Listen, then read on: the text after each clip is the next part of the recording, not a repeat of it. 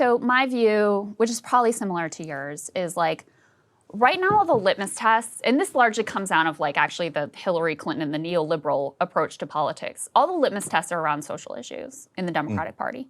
You can be pretty right-wing on economic policy. It's not really a problem. You know, you can be very pro-corporate. Yeah. I think it should be the exact reverse. I think the litmus test should be around economic issues. Goddamn right. And then, you know, personally, I'm like pretty left on almost every issue, but I have no problem with having people in the tent who are pro-life, who are pro-gun, who have different views on the border crime than I do. But the litmus test has to be like, fuck the billionaires. That's basically my view of the party. Totally. So where I get frustrated in the conversation is when like the South Moultons of the world are instantly like, well, it's trans people. You know, it's like, well, you know, if your only assessment from this is to like throw trans people under the bus and you don't have, that's very convenient for the donor class, that's very convenient for the powers that be in the Democratic Party. That doesn't require anything of them. So I'm not saying those issues aren't like, you know, challenging for the Democratic Party to deal with. But if your only instinct is like to blame the left yet again when the left had nothing to do with this campaign, like I'm very suspicious of that. So I actually 100% agree with you. Thank you so much, Mac. Thank you. But I don't want us to live in non-reality. And non-reality is saying that ad didn't hurt us. When both sides said definitively, according to our internal numbers, it was fucking devastating, right?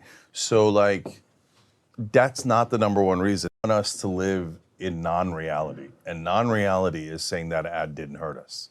When both sides said definitively, according to our internal numbers, it was fucking devastating, right? So like, that's not the number one reason. As I said there, but I think the thing for me is you have to ask the deeper question of like, okay, why did that ad hurt? Because why did that ad hurt? Because Bernie has the same position on transgender issues, but that ad would not work against Bernie. Okay, and the reason is because he actually, like, people are not going to be confused that Bernie Sanders' top priority is fighting against rich people, and fighting for you. They're not going to be confused about that. So you're right. If you're running a Kamala Harris, that ad's going to be a fucking problem for her because she doesn't really stand for anything. And so people can be very easily convinced that like, oh, she cares about a bunch of bullshit that I don't support and I don't care about. But if you have a candidate who has a story that can compete with the Trump, the left populist story and narrative and credibility of actually fighting for those things, then you can carry some cultural issues that, may not be that popular. So you could do the Hassan strategy if you, and I agreed with him, and that's what I would have done. If you have actual policies, like you were saying. That's right. You could, because then you could say, hey, this is a distraction from $15 minimum wage and universal health care, et cetera. But Kamala couldn't say it's a distraction from anything because she doesn't believe in anything. That's right. Right? So that's why I was saying the ad was a perfect combination of what was wrong with the corporate Democrats and the extreme left. Because the corporate Democrats stripped her of any real substance to run on, right? So then all that was left was the extreme left positions that she took on into 2020, right? So that's my opinion. I totally agree with that. I totally agree with it. I don't think you can say like the ad didn't matter at all, but I think it's important to understand why she was vulnerable to that ad and a Bernie Sanders or an Andy Bashir wouldn't be. But I'll tell you, so I agree with all that. I will say that I think Bernie 2020 was more susceptible to it than Bernie 2016. Agreed. So we've been talking here to Cenk Uygur, obviously, of TYT and many other wonderful distinctions as well. But lucky to have you in studio today. And we, started talking and recording, so we'll just include that front part in the conversation as well. Great to have you. All right. Great to be here, Crystal. Appreciate it. I'll give you the official welcome now.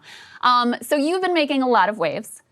I love to make waves. You've been stirring the pot, sir. That's what I am. I'm a pot stirrer. Yes. And I was telling you, Kyle and I both enjoyed Thanksgiving. Thank you. Appreciate it. We were listening to it on the way back from New York. One thing I wanted to talk to you about is I want to get into the stuff with you and Elon, and Bernie's chimed in there, and your sort of general approach to the Trump administration, which, tell me if I'm wrong, feels different than how you approach things in 2016. We can talk a little bit more about that. And kind of emblematic of that, if you guys could put Cenk's tweet up on the screen and we can use this as a jumping off point. So you said, I've been trying to figure out why I'm more optimistic now than I was before the election, even though I was so against the guy who won. I know now MAGA is not my mortal enemy, neither is the extreme left. My mortal enemy is the establishment, and they have been defeated. So there's a few pieces of this that I have some questions about. But I guess just off the top, I think you and I both think that Trump is a fascist. In fact, I think we both argued with our co-hosts about this rather memorably. What makes you optimistic now that we have the fascist headed back to the White House? Yeah, it's a couple of things. So number one, he was why did I call him a fascist? I'm very clear on this, right? Because he did a fake elector plot to overthrow the Democratic elections in 2020, right? And he said to terminate the Constitution afterwards. A lot of right-wingers don't know that. Like when I read him that quote, they're like, no, really? And then they read it and they can't believe it that's because he doesn't care about democracy, doesn't care about the Constitution, et cetera, right? So I have those same exact concerns. Those concerns have not left. But the one thing that happened in this election was that he won the popular vote. And I noticed right-wingers switching from, oh, we're not a democracy, we're a republic, right?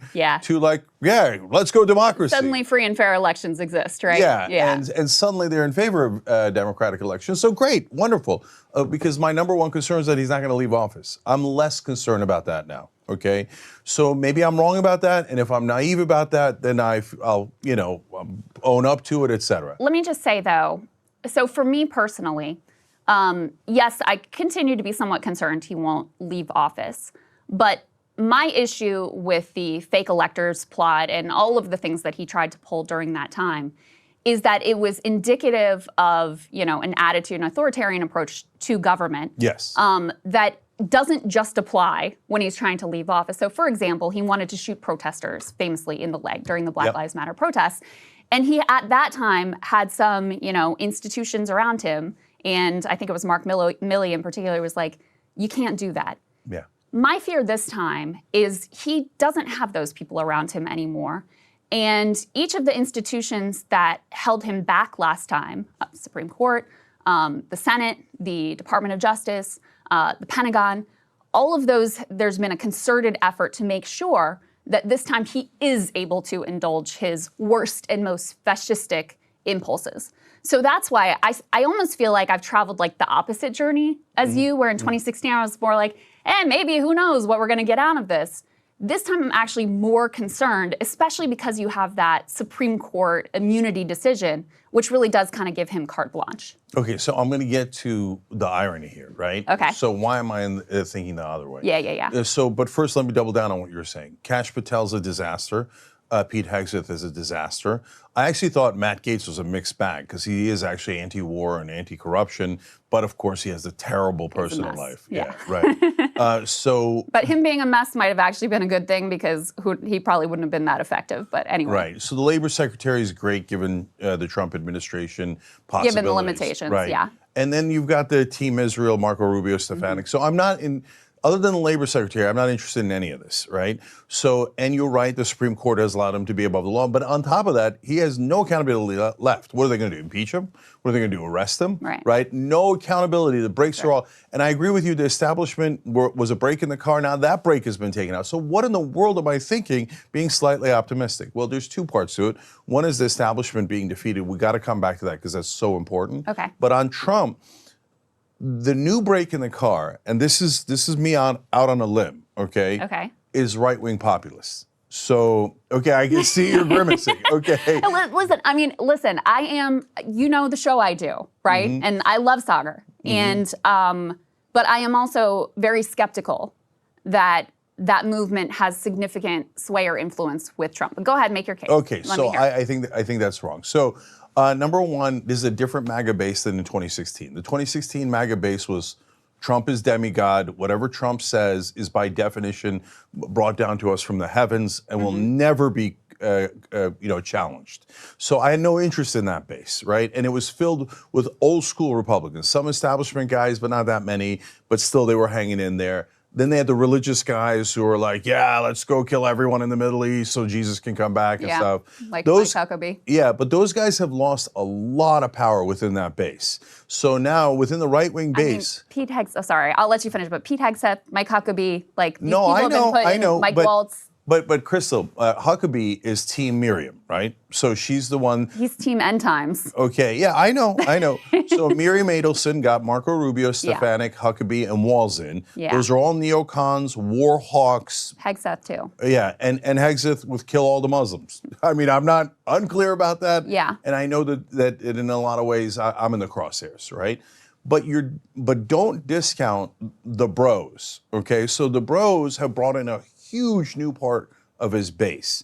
And don't discount the moderates that are so sick of the Democratic Party that they flipped over moderates, independents to Trump. And they're not looking to deport every human being in America that isn't, evangelical Christian.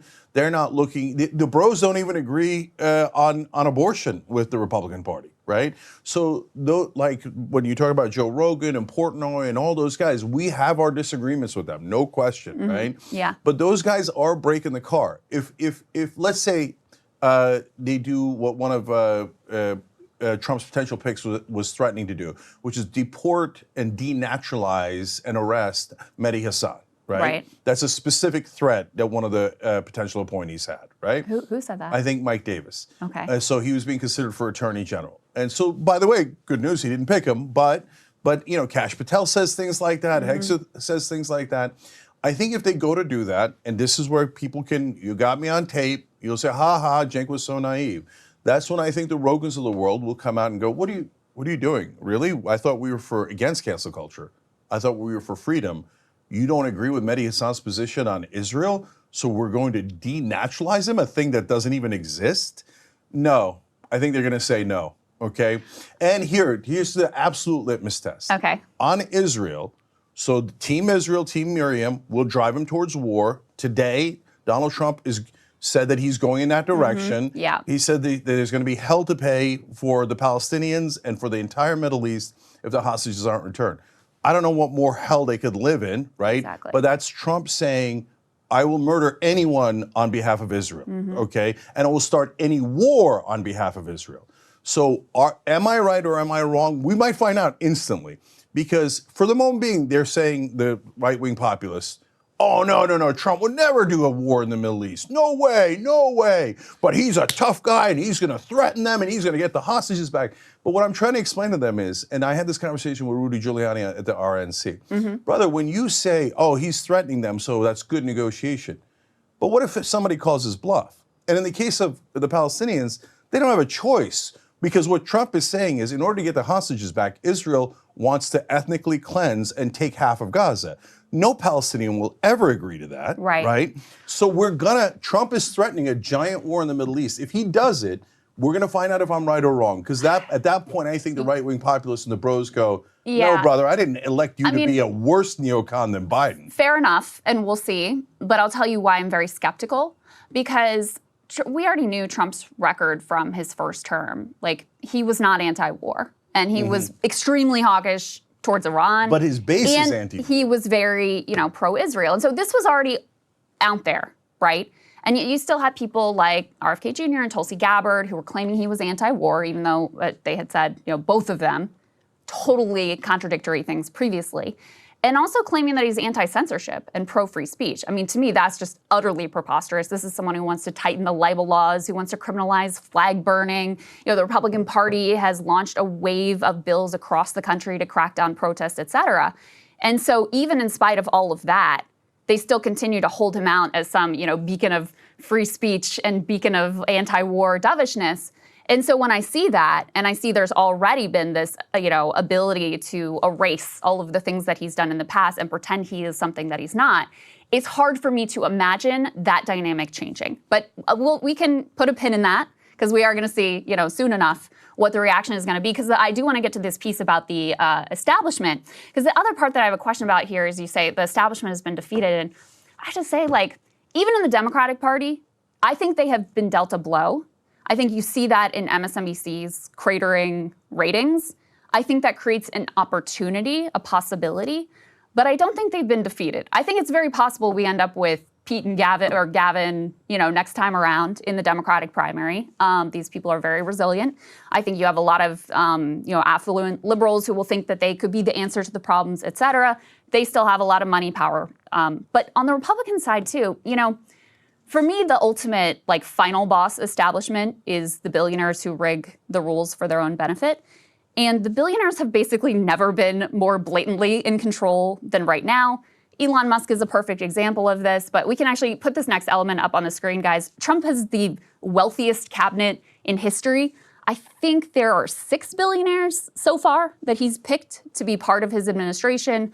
And so, to me, again, this is like the ultimate establishment, and they are fully in control of what's going to happen in the Trump administration. Okay. One more, going back to Trump's problems and then this. Yeah, okay. So I agree with you on all that. He's been hypocritical on every one of those issues, censorship. And he said about in his first term, I don't want poor people in my cabinet. That's right. He said, I like rich people, yeah. right? Mm-hmm. So he's been trying to get into that elite club his whole life. So the idea that he's against the elites is kind of funny. He is, but only because he's jealous. He's against cultural elites, mm-hmm. Hollywood, academia. No, he's not against the rich. True. He's not. That's not even true. He'd love to be in Hollywood. Oh, that's true. Right? Yeah. And that's he how started he a fake university, right? Yeah. So, was he perceived as against the establishment? Yes, right? Yeah. So that's is the establishment annihilated? No, of course not. Are they going to make a comeback? Of course. The empire is going to strike back in 2028. Yeah. But the empire struck back so many times. It struck back in 2016, 2020, 2024. And so maybe 2028 is, to extend this needless analogy, is the return of the Jedi, right? And so I'm not under any illusion that the establishment is gone, right? But was Kamala Harris the more establishment candidate? Yes, of course she was. Sure. Right? And so did she lose? Yes. And as I explained in another tweet in that thread, it's not just that Kamala Harris lost.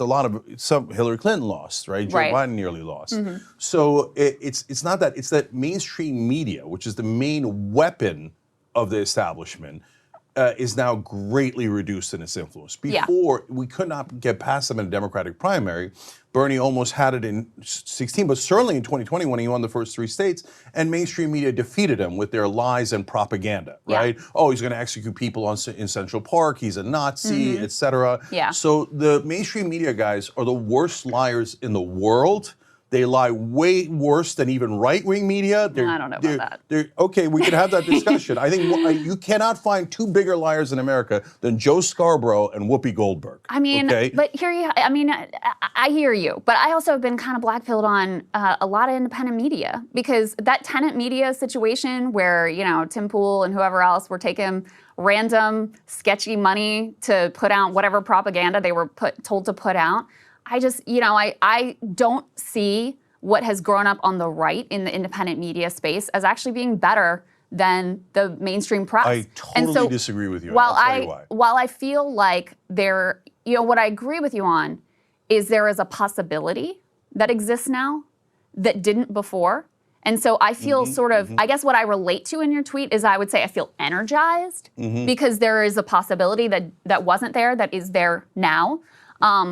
I think the most likely outcome is that things continue to get worse. That's why I don't feel like optimistic, because what I see over the next 4 years is you're probably going to have, a lot of cruelty towards immigrants. You're likely to have, another inflationary spiral if he does, half of the tariffs he's talking about. You could very easily have more chaos in the Middle East. We're already seeing it. More brutality in the Middle East. That's almost certainly going to happen. You could have some giant crypto bubble as possible, avian flu. There's all kinds of things that I think could be horrible and brutal over the next 4 years, and I can't look at that. I would love to feel optimistic that, there's going to be a light at the end of the rainbow. And like I said, I do feel energized, but optimistic is just not, I would love to be there, but I'm not. So let me agree and disagree in part. Okay. So first of all, I agree with your facts. So when we're talking about online media, are the Russians involved? Are there fracking billionaires that are financing shows? Yeah. Billionaire X and Billionaire Y, and do some of those shows totally serve those interests? Yeah. Yes. And they're reading the ads themselves. Yeah. So there's not even the appearance of an arm's length distance from the advertisers and the money. I get all that and I grant all that. Okay, so why then, given those facts, am I more optimistic about online media than mainstream media? Because mainstream media is a prison. and it's a prison you can't, in the past, you could not break out of. There's guardrails. You are not allowed to say things outside those guardrails. You cannot talk about how the donors obviously control all the politicians. Obviously. You cannot talk about how Israel obviously controls Washington and Washington's occupied territory. It's so obvious. But if you say you're fired, you're fired, you're fired. I hate that prison. I despise that prison of lies that is establishment media, okay? So now in online media, yeah, you got the Russians, you got this, you got wild and woolly, crazy stuff, you got people I disagree with on the extreme left, on the extreme right. It's a mess in online media, and I love it, okay? That's the jungle, but Crystal, that's our jungle, okay?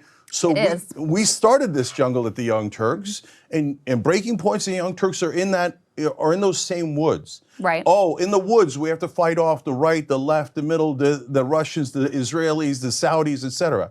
Yeah, that's the woods, baby. Right. But we were born in those woods. I mean, I hear, that's freedom. I hear you, Cenk.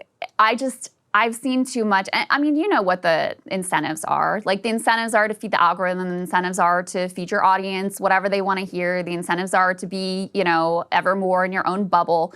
And a lot of the incentives are the same, like, access-driven ones and corruption-driven ones as the mainstream press.